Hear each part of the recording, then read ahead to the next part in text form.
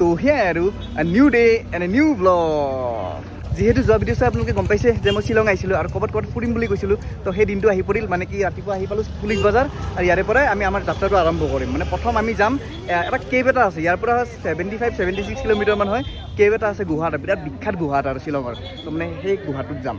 পুৱাই পুৱাই যদি আপোনালোকে পুলিচ বজাৰ আহে তেতিয়াহ'লে ইয়াত মানুহৰ ভিৰ নাপায় গাড়ীৰ ভিৰ পাব দুনিয়াৰ গাড়ী পাব আৰু গাড়ীবিলাকে মাতি থাকে মানে গুৱাহাটী যাব চেৰাপুঞ্জী যাব অমুক যাব ভোগ যাব তমুক যাব যিহেতু যোৱাকালি মুডা পাৰ্কিঙত মানে মায়াবিনীখন থৈছিলোঁ গোটেই ৰাতি ধুনীয়াকৈ ইয়াত মানে চিকিউৰ হৈ থাকে মানে 150 টকা জমা দি ইয়াত ধুনীয়াকৈ থৈ গৈছোঁ একদম বঢ়িয়াকৈ থাকে আৰু তো এতিয়া আমি ওলাই দিওঁ মানে কি আজি যোনটো জেগাত যাম বুলি কৈছোঁ সেই ডিষ্টেঞ্চটো হ'ল ইয়াত আছে ডিষ্টেঞ্চটো চাওক ইয়াত 56 কিলোমিটাৰ মানে 1 ঘণ্টা 45 মিনিটমান লাগিব তো সমীৰক মোবাইলটো গতালোঁ আজি এইটো তোমাৰ দায়িত্ব আজি অ'কে তো লেটছ গ' আজি মই আপোনালোকক যোনটো গুৱাহাটী যোৱাৰ কথা কৈছোঁ মানে গাৰ্ডেন অফ কেভছ মানে এটা নেক্সট লেভেল গুহা হয় মানে কি এটা টুৰিষ্ট প্লেচ হয় তাত এনেকুৱা ধৰণৰ নেচাৰেলি ফৰ্মড গুহা ৱাটাৰফল এইবোৰ চব ধৰণৰ বস্তু পাব তো তাত গৈ আছোঁ মই একদম মজা বিৰাট এক্সাইটেড হৈ আছোঁ যে কাৰণ মানে এই বস্তুটো চাবৰ কাৰণে বহুত দিন খুচৰি আছিলোঁ আহি অলপ ৰৈ দিলোঁ ৰ'ব এইখিনি জেগাত মানে কি এই ঠাইখিনি যোনখিনি দেখিছে এইখিনি আমাৰ মাৰ জন্মস্থান লাবান বুলি কয় এইখিনি জেগা তো লাবান আহিছে অলপ ৰখি মানে চাইছোঁ আৰু মা এইখিনি জেগাতে আৰু জন্ম হৈছিল যেতিয়া অসমৰ ৰাজধানীখন শ্বিলং আছিল সেই সময়ত আমাৰ ককাৰ মানে চাকৰি ইয়াত আছিল তেনেকৈ মা ইয়াতে জন্ম হৈছে মানে এই যে শ্বিলং মেঘালয়খনত চাবলগীয়া ঠাই বহুত আছে তেনেকুৱা মানে আপোনালোকে যদি চাব আহে তেতিয়াহ'লে মানে অলপ দিন লৈ আহিব মানে কি ধৰি লওক এসপ্তাহ বা 10 দিন তেনেকৈ মানে কম দিন লৈ আহিলে কম বস্তু চাব পাব কাৰণ মানে কি বহুত বস্তু আছে ইয়াক মানে একমাহ যদি থাকে তেতিয়াহে ভালকৈ মানে গোটেই এক্সপ্ল'ৰ হ'ব অলপ স্কেম হৈছিল ৰ'ব মানে কৈছিলোঁ না গুগল মেপে শ্বিলঙত আহিলে অলপ দিগদাৰী কৰে তো সেই দিগদাৰীটো কৰিছিল এতিয়া বাৰু ঘূৰি আহিলোঁ আহি এতিয়া মানে মেইন ৰাস্তাদি গৈ আছোঁ বঢ়িয়াকৈ ৰাস্তা কি মজা একদম পৰিৱেশ চব মানে সেউজীয়া একদম মানে ইয়াত এই না ফ্ৰেছ অক্সিজেন না প্ৰব্লেম নাই ধুনীয়াকৈ গৈ থাকিব পাৰি আৰু মজাকৈ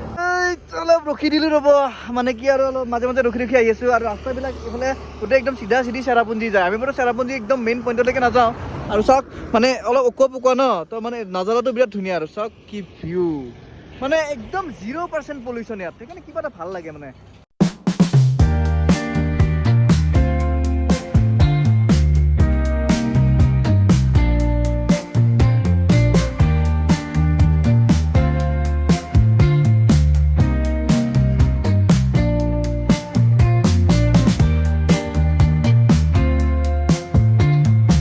ইয়াতে অলপ ৰখি দিলোঁ ৰ'ব মানে কি ৰাতিপুৱা চাহটো খাই নাই ন তো ইয়াত চাহটো খাই লওঁ আৰু ইয়াত সুধিছোঁ লাল চাহ পাই বোলে লাল চাহটো খাওঁৱে মই তো লাল চাহ খাই লওঁ মাৰি বঢ়িয়াকৈ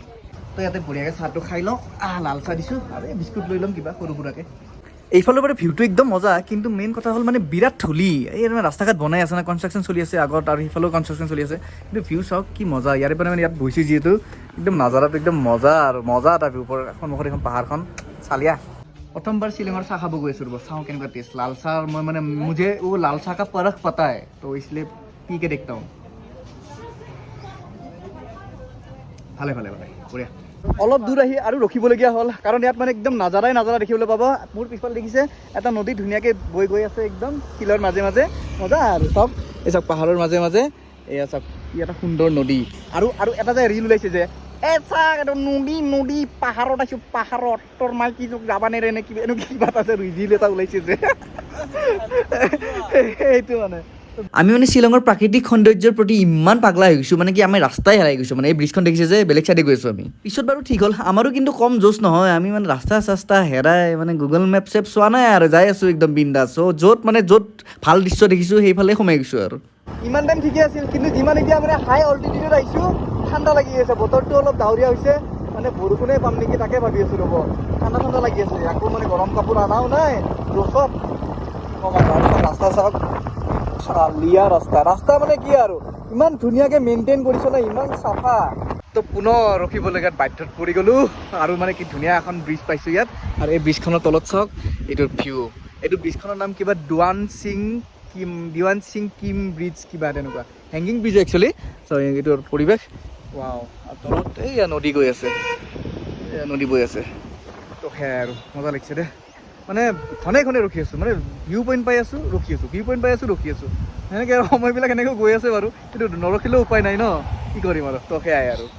লগতে ইমান ধুনীয়া নাজাৰা চোৱাৰ 50% ক্ৰেডিট আমাৰ মায়াবিনীকো দিব লাগিব কাৰণ মায়াবিনী নহ'লে ইমান আহি নাপালোঁ হয় তো বিৰাটেই লক্ষী হয় 7 বছৰ চলালোঁ মায়াবিনীখন লক্ষী দেই বিৰাট লক্ষী মোৰ কাৰণে আমি কি তাত ৰখি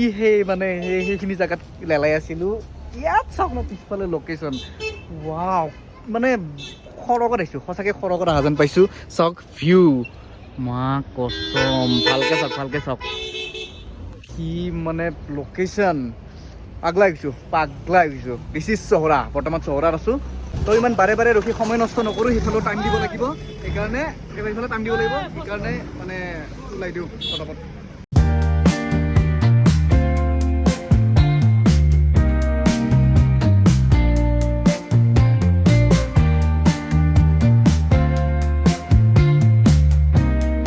তো আহি লেফ্ট টাৰ্ণ এটা ল'ব লাগে তো এই লেফ্ট টাৰ্ণটো ইফালে যাব লাগিব আৰু ইয়াত লিখাই আছে চব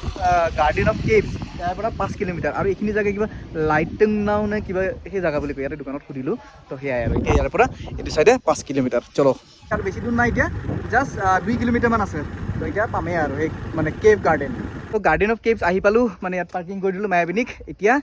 মানে টিকেট কাটিব লাগিল টিকেট বা কিমান লয় 100 টকা নে 50 টকা কিবা এটা লয় তো গৈ চাই লওঁ আৰু চাওক আমি একদম এই ওপৰৰ পৰা দেখিছে এই ওপৰৰ পৰা এনেকৈ আহিছিলোঁ ওপৰৰ পৰা ঘূৰি তেনেকৈ তলত নামি ইয়াতে পাইছোঁ চাওক ইয়াত গোটেই গাড়ী পাৰ্কিং মানে বহুত ভিৰ আজি মানে গৰম বন্ধ চলি আছে না তো মানে মানুহবিলাকে আহিছে আৰু ফেমিলি লৈ চাবলৈ তো সেয়াই আৰু চাওক এইটো টিকেট কাউণ্টাৰ চাওক মানুহ ভিৰ বাপৰে কিমান ভিৰ লাগি আছে তো সময়ত পঠাইছোঁ টিকেট কাটিবৰ কাৰণে আৰু ইফালে সোমাব লাগিব এতিয়া মেইন কথা হ'ল কি জানেনে মেইন কথাটো হ'ল যে এইটো ভিডিঅ'ত আপোনালোকৰ গাৰ্ডেন অফ কেভছ নেদেখুৱাওঁ বেয়া নাপাব অহা ভিডিঅ'ত দেখাম তো অহা ভিডিঅ'ৰ কাৰণে অপেক্ষা কৰক তো সেয়াই আৰু তো অৱশেষত শেষ বুলিলে শেষ নহয় আকৌ আৰম্ভ হয় তো সেয়াই আৰু বাই